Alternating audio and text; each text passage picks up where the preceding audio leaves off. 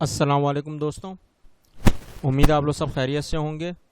آج ہم لوگ پاکستان اسٹڈیز کا class matric federal Punjab board کا لیکچر نمبر 19 کرنے جا رہے ہیں، اور جو آج کے ہمارے ٹاپکس یعنی کہ عنوان ہوں گے وہ پاکستان کے جو تعلقات ہیں، بین الاقوامی تعلقات، اس میں ایجپٹ یعنی کہ مصر کے ساتھ، ملیشیا اور یو اے ای یعنی کہ یونائٹڈ عرب ایمریٹس، متحدہ عرب امارات کے ساتھ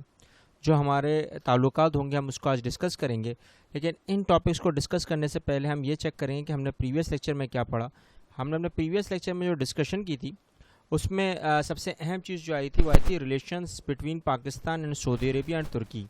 یعنی کہ ہمارے جو تعلقات تھے پاکستان کے سعودی عرب اور ترکی کے ساتھ، ہم نے وہ ڈسکس کیا تھا۔ اگر آپ نے یہ لیکچر نہیں دیکھا ہے، اس لیکچر کو دیکھنے کے بعد ہمارے ساتھ جو چیز آپ کو سمجھ میں نہ آئی ہو تو شیئر کریں، ٹھیک ہے۔ آج کے ٹاپک میں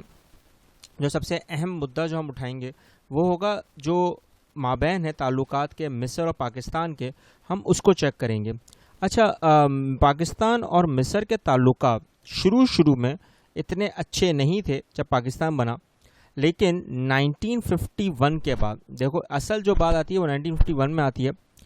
کیونکہ 1950s میں پاکستان جو تھا وہ لیڈنگ رول بنا ہوا تھا کس میں، اسلامک ورلڈ میں، اور کیونکہ اس وقت مصر میں تھوڑے حالات بڑے خراب چل رہے تھے، اور زیادہ تر جو اس وقت کے حساب سے جو تھوڑی بہت بےہودگی جو رہ گئی تھی، فحش رہ گیا تھا ایجپٹ میں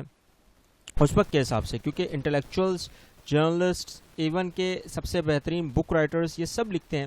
کہ مصر کے اندر جو اسلامک تہذیبیں ہونی چاہیے تھیں وہ آہستہ آہستہ ختم ہو رہی تھی۔ تو پوری دنیا نے جو role model as a Islamic world کو بنایا ہوا تھا وہ پاکستان کو بنا لیا تھا، اور مصر کیونکہ اس وقت ذرا ان چیزوں کو جھیل رہا تھا جو اسلام کے خلاف چل رہی تھی، اور سب سے اہم وہاں پہ جو مدعا کھڑا ہو گیا تھا وہ تھا کمیونسٹ کا، یعنی کہ ملٹری نظام کا۔ لیکن اب یہ مصر کی باتیں ہیں، ہم پاکستان سے ریلیٹ بات کر رہے ہیں، تو اس وقت ایجپٹ نے فوراً مصر نے پاکستان کو ایکسیپٹ نہیں کیا، لیکن 1967 میں اور 1973 کی وارز میں جب پاکستان کا انڈیا کے ساتھ سب سے اہم مدعا کھڑا ہوا تھا، تو اس وقت ایجپٹ نے یعنی کہ مصر نے military aids, technicians, personnel aids اور ایجپشن ملٹری وار جو اس وقت اسرائیل کے خلاف تھوڑی بہت باتیں اور تھوڑی بہت وار شروع ہوئی تھی، اس میں سب سے اہم کردار ادا کیا، اور اسی کے مابین پاکستان اور مصر کے درمیان سب سے اہم تعلقات بنے۔ اب یہ تو بات ہو گئی تعلقات کی، لیکن پاکستان نے بھی سب سے اہم ایک کردار ادا کیا مصر کے لیے، اس نے OIC کا ممبر بنانے میں مصر کو اہم ایک موقع دیا، اور OIC میں ان کے آرگنائزیشن آف اسلامک کوآپریشن میں پاکستان اور مصر نے یعنی کہ مل کر ڈیزگنیٹڈ کیا نیٹو کے ساتھ۔ نان الائنس جو پوری موومنٹ تھی ٹریٹی آرگنائزیشن کی، وہ پوری میجر ان دونوں ممالک کے درمیان میں موجود ہے، اور یہی وہ وجہ ہے کہ جب بھی نیٹو کا سب سے اہم جو مدعا آتا ہے تو اس میں مصر اور پاکستان مل کر سامنا کرتے ہیں۔ اب یہ تو ہو گئی کامن سی بات کس کے حساب سے، کیونکہ OIC جب آرگنائزیشن بنائی گئی تھی تو یہ ساری مسلم امہ کو رکھتے ہوئے بنائی گئی تھی، یہ ہمیشہ یاد رکھیے گا، ہم یہ بھی پہلے ڈسکس کر چکے ہیں۔ تو مسلم امہ کا مطلب یہ ہوتا ہے کہ جتنے بھی مسلمان ہیں دنیا میں ان سب کے لیے یہ آرگنائزیشن کام کرے گی، صرف اور صرف یہ نہیں ہے کہ جن ملکوں نے اس میں شمولیت حاصل کی ہوئی ہے وہ، کیونکہ ہم نے اس کے چارٹرز اور اس کے ایمز اینڈ آبجیکٹیوز پہلے ڈسکس کیے ہوئے ہیں، اگر آپ نے وہ نہیں دیکھا تو اس کو بھی دیکھنے کے بعد ہمارے ساتھ ڈسکشن کر سکتے ہیں۔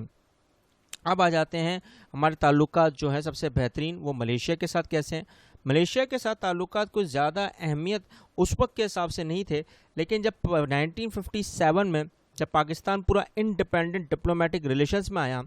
تو اکتوبر 5 1965 میں ڈپلومیٹک ریلیشن ملیشیا کے ساتھ بہت اچھے ہوئے،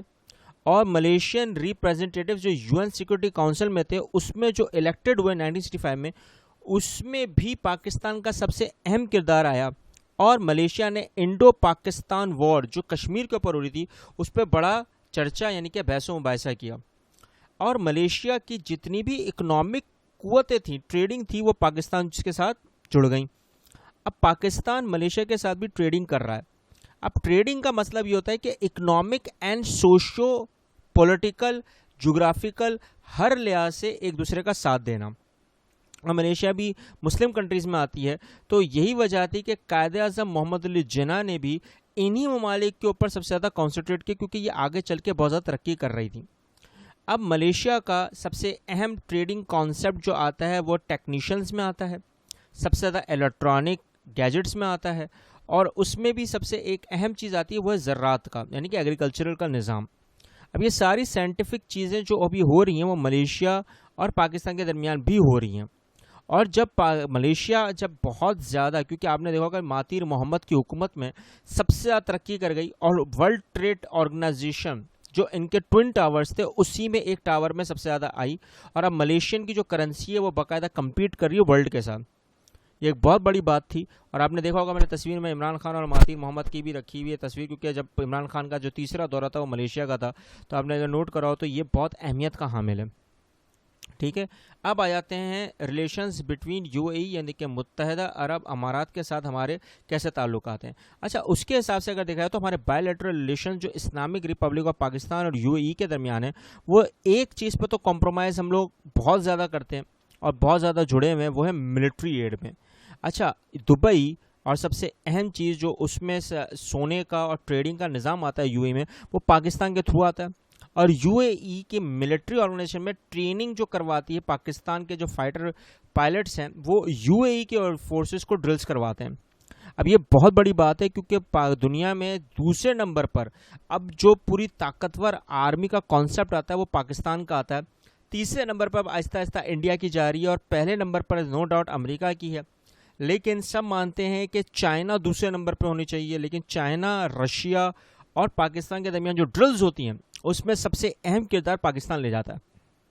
آپ اندازہ لگائیں جب ہماری آرمی ایسی ہے تو ہماری عوام کیسی ہوگی. اگر عوام کو ویسے ہی سپورٹ کیا جائے, ویسے ہی اکوپ کیا جائے, ویسے ہی ایجوکیٹ کیا جائے جیسے وہ آرمی میں جانے کے بعد ہو جاتی ہے, تو ذرا سوچیں پوری دنیا میں سب سے اہم کردار جو بن جائے گا جس عوام کا, وہ کس کا ہوگا؟ پاکستان کا.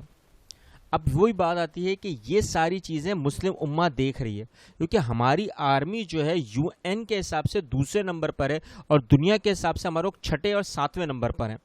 ہماری آرمی کا کانسیپٹ 7 نمبر پر ہے, یعنی کہ 206 میں اگر لگایا جائے تو اس میں سب سے اہم جو آرمی کا جو کانسیپٹ آتا ہے وہ کس کا آتا ہے؟ پاکستان کا. اب یہی وہ باتیں آتی ہیں کہ جہاں پر یو اے کے بائی لیٹرل ریلیشنز قائم ہوتے ہیں, ٹریڈنگ کا کانسیپٹ آتا ہے, ٹورزم کا کانسیپٹ آتا ہے, کیونکہ آپ کو پتہ ہے کہ دنیا کا جو سب سے چیپسٹ فیسٹیول لگتا ہے وہ یو اے ای میں لگتا ہے, جس کو ہم بولتے ہیں فیملی فیسٹیول. جو دنیا کی مہنگی ترین چیزیں بھی ہوتی ہیں تو وہ 50% سے بھی نیچے ڈسکاؤنٹ میں جا کے مل رہی ہوتی ہیں. اور یہ ساری چیزیں اس وقت ہوتی ہیں کہ جب مسلم امہ ایک ساتھ ہوتی ہے. اب یہ وہ ساری رجحانات ہیں جو اس وقت کے حساب سے ملیشیا, ایجپٹ اور یو اے ای کے حساب سے ہم لوگ بات چیت کر رہے تھے. لیکن اگر دیکھا جائے تو مسلم امہ آج بھی ایک ہونے کی پوری کوشش میں لگی ہوئی ہے, لیکن ہم لوگ جتنا چاہیں, جتنا تعلقات بڑھانا چاہیں, اتنے ہی ہمارے اکنامک پاور پیچھے ہوتی چلی جا رہی ہے. وہ ریزنز ہمارے بچوں کو, آنے والے جو آپ لوگ ہیں ان سب کو پتہ ہوتا ہے, ان کو پتہ بھی ہے, تو ہم چاہتے ہیں کہ اس میں کچھ سدھار آ جائے, امپرومنٹ آ جائے. چینج نہیں چاہیے بیٹا, امپرومنٹ چاہیے. امپروو ہوگا تو سدھرے گا, کیونکہ ہمارا یہ ایمان بھی ہے کہ رسول اللہ نے جو بھی یہاں پہ اقدامات کی دنیا میں کہ وہ سدھارے, اس کو تبدیل نہیں کیا, اس کو سدھارنے کی کوشش کی. جو پہلے کے احکامات جو پورے ہو چکے تھے, جو لے کر آئے تھے, ان کو سدھارا, امپروو کیا. ہم لوگ بھی چاہیں گے کہ اس چیزوں کو امپروو کر دیں, اور امپروو کرنے کے بعد آگے بڑھیں. اگر آپ کو کوئی چیز سمجھ میں نہیں آئی تو ہمارے ساتھ شیئر کریں, کامنٹ کریں, اور آپ کو کوئی چیز بہت جلدی سمجھ میں آ گئی تب بھی شیئر کریں, کامنٹ کریں. اس چینل کو, اس لیکچر کو ان بچوں, ان لوگوں تک پہنچائیں جن کو ان کی ضرورت ہے. ملتے ہیں نیکسٹ لیکچر میں. اللہ حافظ.